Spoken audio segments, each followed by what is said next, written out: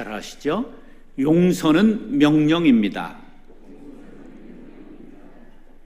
용서는 신앙과 인격 형성에 아주 중요한 주제입니다. 사람이 살아가면서 육체적으로 학대를 받거나 정신적으로 상처를 받는 경우가 종종 있습니다. 나이가 들어서는 저항할 수도 있고 스스로 문제에 대처할 수 있는 그러한 노력을 할 수 있지만 어릴수록 스스로 처리하지 못하고 상처가 내면으로 파고듭니다. 특별히 기억하지 못할 나이에 상처를 받으면 자신도 모른 채 일그러진 인격을 갖게 되고 동일한 현상을 보면 깜짝깜짝 놀라거나 동일한 사건과 사람을 보면 움츠려들게 되는 자신도 모르는 상처가 생기게 되는 것입니다. 그래서 먼저 치료를 위해서는 자기 내면을 들여다봐서 내가 무슨 상처를 언제 어디서 누구에게 받았나 하는 것을 볼 수 있으면 좋고, 그 다음에 단계는 상처를 준 사람이 왜 그랬을까 하는 걸 이해하는 것이 중요합니다. 아버지는 왜 그랬을까? 우리 어머니는 왜 그랬을까? 선생님은 그때 왜 등록금 안 가져온 애들 회초리로 때리고 칠판에 적어놓고 집에 가서 가져오라고 쫓았을까? 이제 이런 것들을 생각해 보는 거죠. 우리 어머니는 19에 18살 된 이제 총각에게 시집으로 왔습니다. 그땐 다 그랬죠. 그랬는데 한 아이를 셋 낳아서 20대 후반 됐을까요? 그때 됐는데 새 각시가 하나 더 들어와서 집에서 두 부인이 함께 살았습니다. 야곱의 집처럼 한 방에서 애 낳으면 이쪽 방에서 낳고 거듭 4번을 했습니다. 그게 11남매가 됐어요. 제가 11남매 막내예요. 그런데 우리 어머니가 돌아가시기 한 1년 전쯤 했던 말을 잊을 수가 없어요. 너희 아버지가 10살 때쯤 친어머니가 돌아가셨는데 계모가 들어온 후에 사랑받지 못하고 자라서 그랬지. 용서하신 거예요. 아니, 사랑받지 못하면 다 바람피남? 근데 어머니가 용서했기 때문에 우리가 아버지에 대한 상처가 없이 7남매가 자랐어요. 그래서 목사 셋, 장로 둘, 권사 둘이 돼서 신앙으로 잘 극복하고 살았어요. 용서가 뭘까?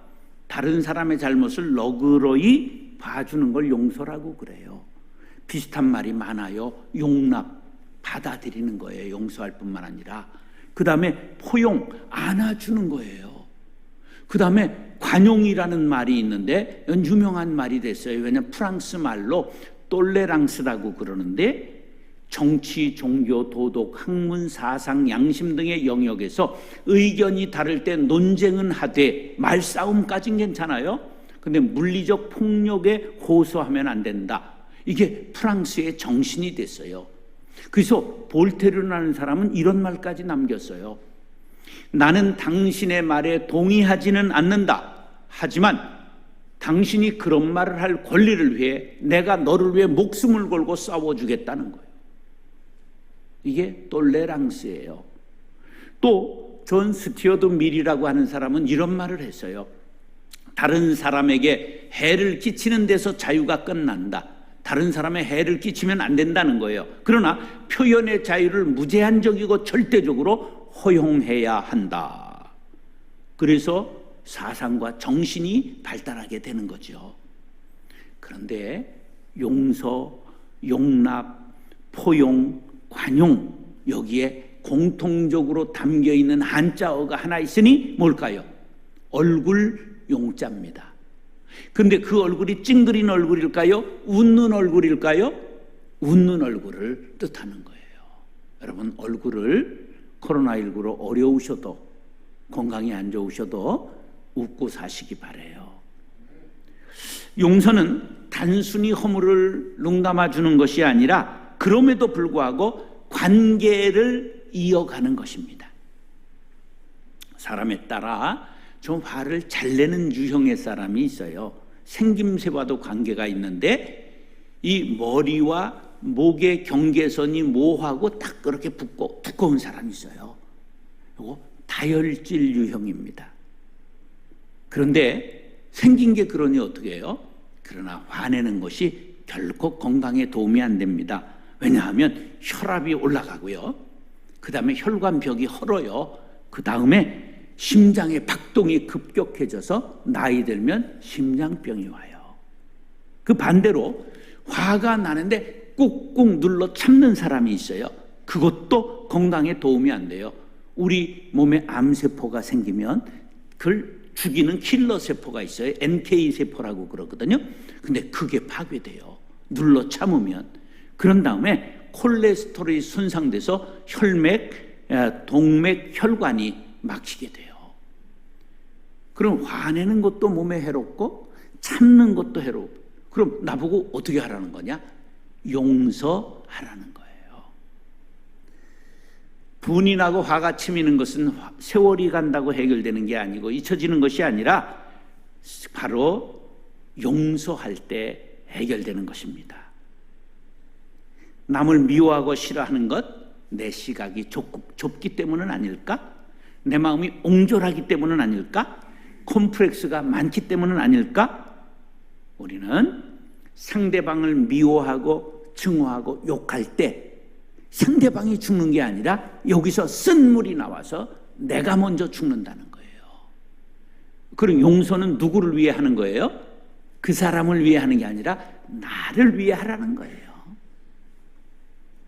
용서하지 않으면 자기 일에 집중하기 어렵고 그 다음에 에너지를 빼앗기고 몸에 암덩어리가 생기는 거예요.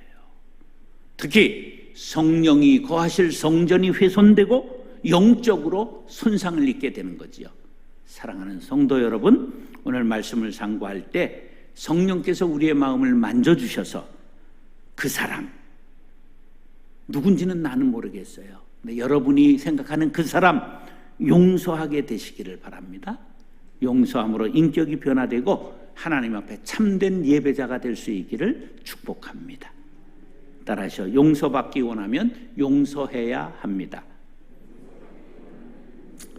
자, 오늘 본문은 기도하는 데 있어서 용서가 아주 중요하다는 거예요. 형제를 용서할 수 없다면 하나님 앞에 드리는 기도 무의미합니다. 용서가 구원의 절대 조건은 아니에요. 왜? 우리의 구원은 하나님의 절대적인 은혜로 말미암는 것이기 때문에 그래요. 그러나 용서가 얼마나 중요한 것이냐? 바로 용서는 우리의 믿음의 실천에 문을 여는 거예요. 14절 시작. 너희가 사람의 잘못을 용서하면 너희 하늘 아버지께서도 너희 잘못을 용서하시려니와. 사람이 어렸을 때는 다른 사람들이 잘못하는 것에 대해서 불평불만이 많지요. 그런데 장성에서 부모가 되어 보면 내가 부모의 심정을 알게 되잖아요. 부모님의 은혜, 스승의 은혜, 하나님의 은혜를 느끼고 감사하는 것이 어른이요 성숙한 사람이지요. 그래서 나이가 들어서도 은혜를 깨닫지 못하고 감사하지 못하면 어른이 아니에요. 어른이 되지 못한 것이고 신앙인이 아니지요. 우리는 하나님의 은혜 아니면 서지 못할 죄인이에요. 죄인에게 필요한 건 뭐죠? 용서가 필요해요. 이 용서에 대해 예수님 앞에 제자 하나가 문제를 들고 나왔어요. 예수님, 형제가 내게 죄를 범하면 몇 번 용서하면 될까요? 그리고 예수님이 답변도 안 했는데 지가 답변을 하는 거예요. 7번쯤 하면 되겠습니까? 이게 폼 잡는 거예요. 왜냐하면 7번은 많다, 완전하다 이런 뜻도 있거든요. 우리는 몇 번 용서해요? 3-4번이다 이렇게 하잖아요. 그거는 용서가 아니라 벼르는 거예요. 너 한 번만 더 해봐 죽인다 이런 거예요. 근데 7번 많이 용서한 것 같이 자랑스럽게 얘기했는데 예수님이 이상한 답변을 하셨어요. 이름 7번씩 70번이라도 용서할지니라. 77이 49, 490번. 아무리 100년 왼수 집안에 있는 그분일지라도 490번쯤은 뭐 용서할 게 없지 않겠어요? 이것은 수학적인 7번, 490번이 아니고 끝까지 영적인 이야기예요. 용서는 어떻게 하라고요? 끝까지 해야 한다. 그러면서 하신 비유가 1만 달란트 빚진 자의 신하의 이야기예요. 1만 달란트라고 하는 건 우리말로 쉽게 말하면 100억이고 1000억이에요. 갚을 수 없는 빚을 져서요, 큰 일을 하다 국고를 탕진해서요, 임금이 불러가지고 신문하면서 가만히 생각하니까 저거 아무리 족쳐도 다 털어도 갚을 수 없는 거니까 에라 인심 쓰자 용서해 줬단 말이에요. 기뻐 뛰면서 살았다고 나오다가 자기한테 100만 원, 100데나리온 빚진 사람을 골목에서 친구를 만났어요. 멱살을 딱 잡더니 너 같은 놈 때문에 오늘 내가 죽을 뻔했다. 그리고 감옥에 쳐넣었다는 거예요. 누구에게 들려왔어요? 임금님에게 그 소리가 들려왔어요. 잡아와라. 잡아다가 다시 감옥에 쳐넣었다는 거죠. 그러면 1만 달란트 탕감받은 신하는 누굴까요? 바로 이놈이에요. 따라서 바로 나. 우리 모두가 1만 달란트 도저히 빚을 갚을 수 없는 죄인이었는데 그 죄를 예수님의 보혈로 탕감받았어요. 할렐루야. 그게 바로 나를 가리킨다는 걸 알아야 돼요. 용서받기 원하십니까? 용서해야 됩니다. 왜? 우린 이미 용서받았기 때문에 그러므로 형제를 용서해야 합니다. 신앙은 하나님과의 수직관계뿐만 아니라 형제와의 수평관계가 이루어져야 돼. 이걸 십자가라고 말하는 거예요. 이런 말을 만들어 봤어요. 기도가 막히면 기도가 막힌다. 기도가 막히면 뭐가 막혀요? 숨이 막혀요. 종교의식 차원에서 외식하지 않는 기도자가 되려면 용서하고 기도해야 돼요. 삶 속에 이것을 적용해야 영적 그리스도인이 되는 거예요. 예수님은 누구라도 용서하라고 명령하십니다. 왜? 우린 하나님에게 이미 그 큰 죄를 용서받았기 때문입니다. 그런데 감당할 수 없는 무거운 요구를 하신 것이 아니라 용서할 수 있기 때문에 용서하라는 거예요.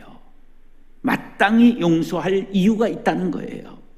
왜? 하나님으로부터 큰 죄 씻을 수 없는 죄를 용서받았기 때문에, 엄청난 은혜를 받았기 때문에.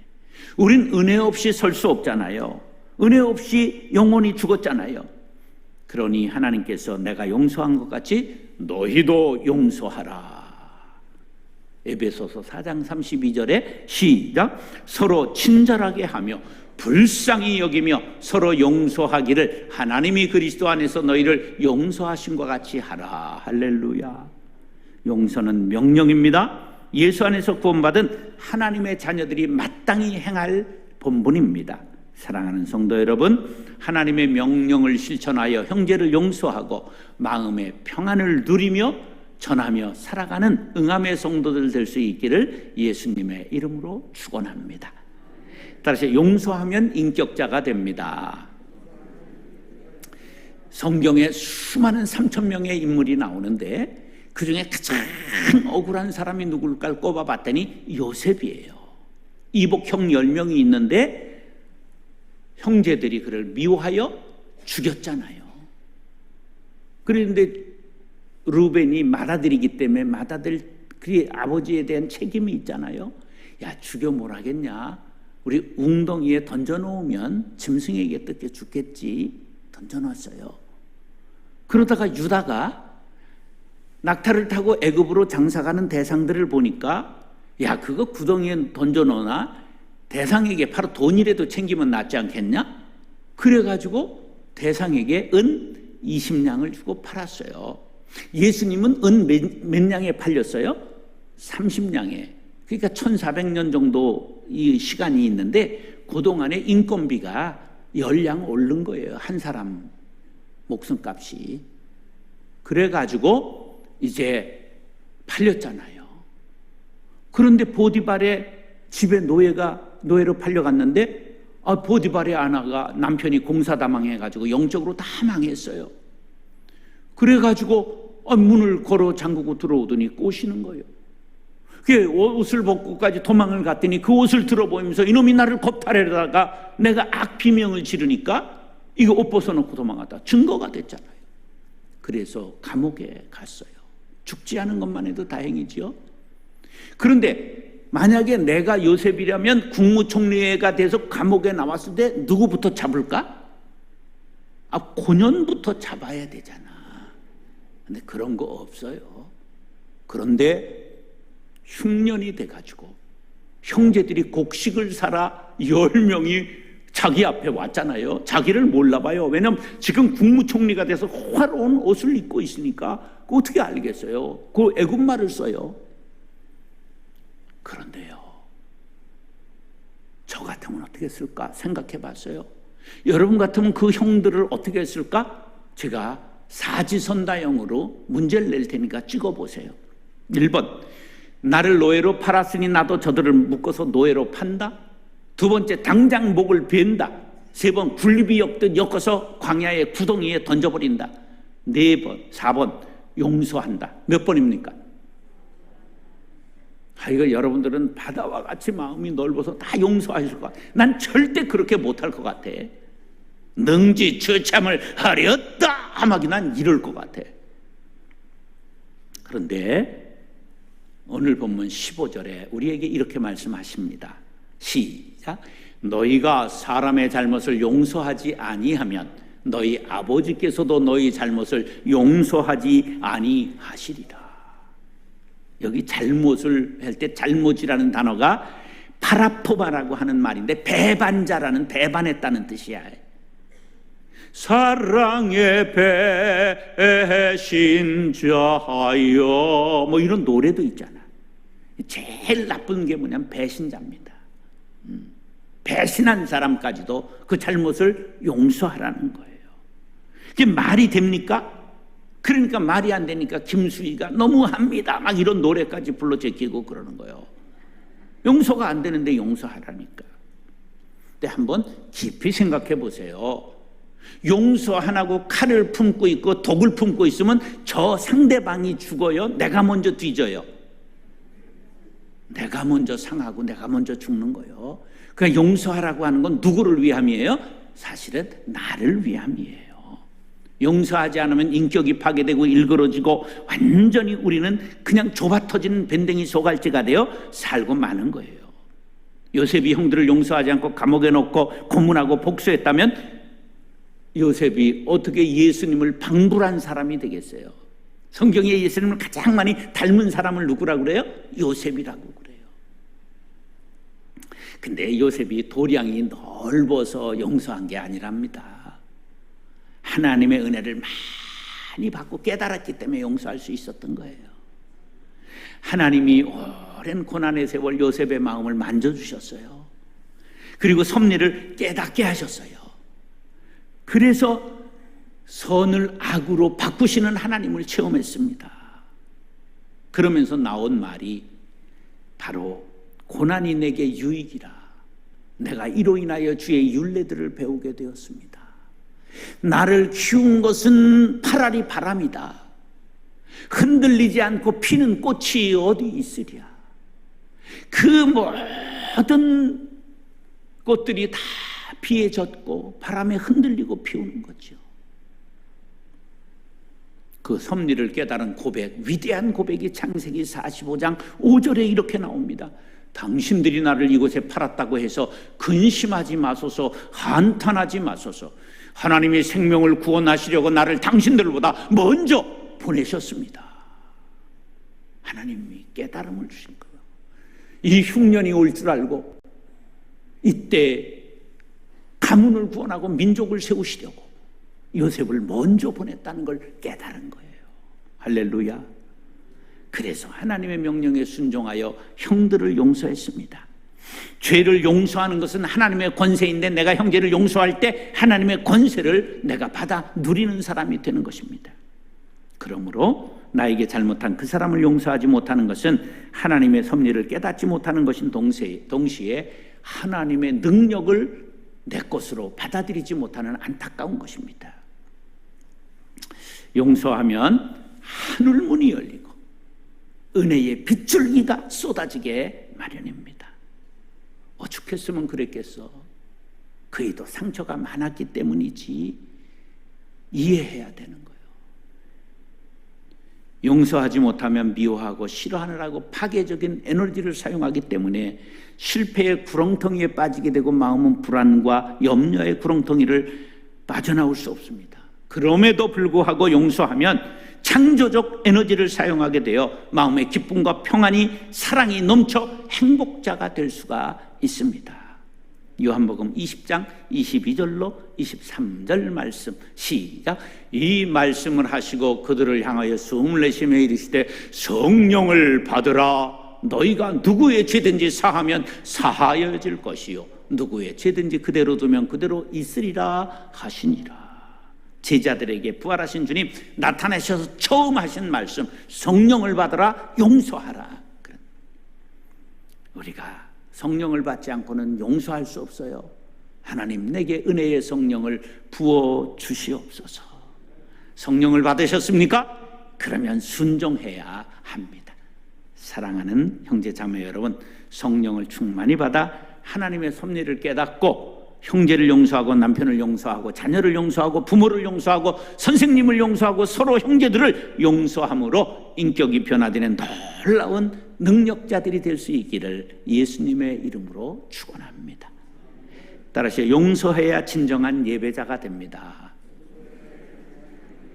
우리가 지금 예배자로 하나님 앞에 섰어요. 가정에서 온라인으로도 예배자로 하나님 앞에 서 있습니다. 그런데 하나님이 아벨의 제사처럼 받으시는 제사가 있는 반면에 가인의 제사처럼 땅에 떨어지는 예배가 있어요. 그럼 어떤 예배가 땅에 떨어질까요? 남을 저주하면서 드리는 예배, 다투고 화해하지 않고 드리는 예배, 용서하지 않고 드리는 예배, 땅에 떨어지고 맙니다. 이런 예배 사람은 알 수 없으나 영이신 하나님은 알고 받지 않으세요.